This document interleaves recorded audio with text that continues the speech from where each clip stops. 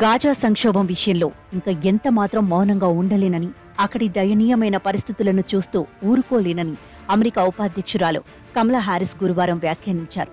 Israel ప్రధాని Benjamin Netanyahu American Congress ను ఉద్దేశించి ఓ కఠినమైన తీవ్రమైన ప్రసంగం చేసిన తర్వాత అమెరికా అధ్యక్ష ఉపాధ్యక్షులతో భేటీ అయ్యారు.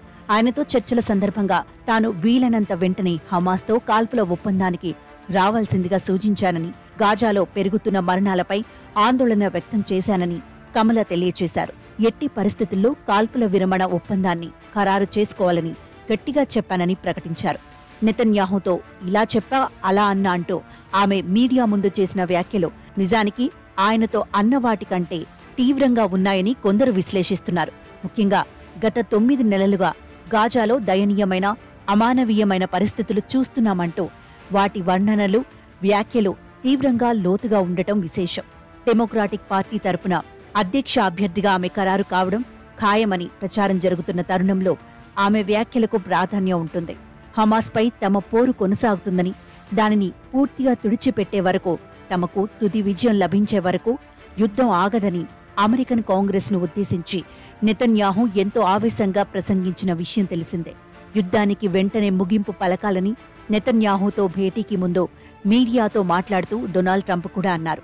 కానీ ట్రంప్ కంటే కమలా హారిస్ మాటలు నెతన్యాహు ప్రభుత్వాన్ని ఎక్కువగా కలవరపెట్టినట్టుగా కనిపిస్తోంది. గాజాలో ఘోరాలు జరిగిపోతున్నాయని ఆమె అనటం వల్ల శత్రువుకు అమెరికా, ఇజ్రాయెల్ మధ్య దూరం పెరిగిన సందేశం వెడుతుందని, బందీల విడుదల వెనుకడుగు వేసే ప్రమాదం ఉన్నదని ఇజ్రాయెల్ వ్యాఖ్యానించింది. బైడెన్ ప్రభుత్వం అప్పుడప్పుడు ఇజ్రాయెల్ను తప్పుపడుతూ, హెచ్చరిస్తూ, మారణ కాండం మీద ఆందోళన వెలిబుచ్చుతూ దానికి అందించాల్సిన సాయాన్ని మాత్రం నిరంతరాయంగా అందిస్తున్న విషయం తెలిసిందే.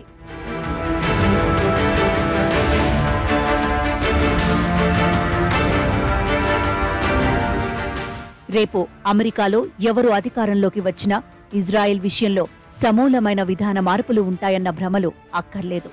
నెతన్యాహు అమెరికా ప్రయాణంలో ఉండగానే గాజా పట్టి అన్ని దిక్కుల్లోనూ ఇజ్రాయెల్ దాడులు చేసింది.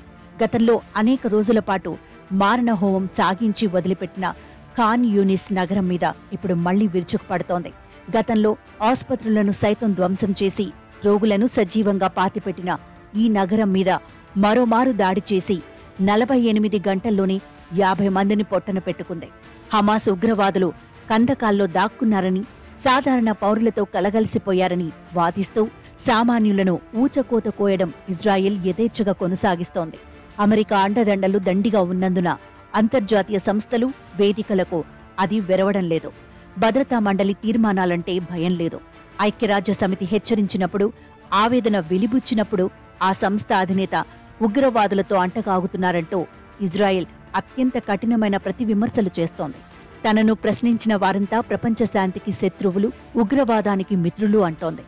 40,000 మందిని చంపి లక్షల మందిని తరిమివేసిన ఇజ్రాయెల్ వైఖరిని తప్పుపడుతూ శరణార్థులు తలదాచుకున్న స్థావరాల మీద సైనిక దాడులు ఆపాలని, ఆహార సరఫరాలను అనుమతించాలని అంతర్జాతీయ న్యాయస్థానం గతంలో వెలువరించిన తీర్పు కూడా పెద్దగా ప్రభావం చూపలేకపోయింది. దశాబ్దాలుగా పాలస్తీనా భూభాగాలను ఇజ్రాయెల్ ఆక్రమించుకుని ఉండటం చట్ట విరుద్ధం. దీనిని సాధ్యమైనంత వెంటనే సరిదిద్దాలి అంటూ అంతర్జాతీయ న్యాయస్థానం ఈ నెల 19న వ్యాఖ్యానించిన విషయం తెలిసిందే. ఇజ్రాయెల్ వీటిని బేఖాతరు చేయవచ్చునేమో కాని ప్రజాభిప్రాయం దానికి వ్యతిరేకంగా ఉన్నదని, గాజా దుస్థితి పట్ల ప్రపంచవ్యాప్తంగా సానుభూతి పెరుగుతోందని అన్ని దేశాలు గుర్తించాలి. అంతర్జాతీయ చట్టాలు, నిబంధనలను ఉల్లంఘిస్తున్న ఇజ్రాయెల్ను దారికి తేవాల్సిన బాధ్యత ఐక్యరాజ్య సమితి మీద ఉన్నది. ప్రతి సభ్యదేశం ఆ కర్తవ్యంలో భాగస్వామి కావాల్సిందే.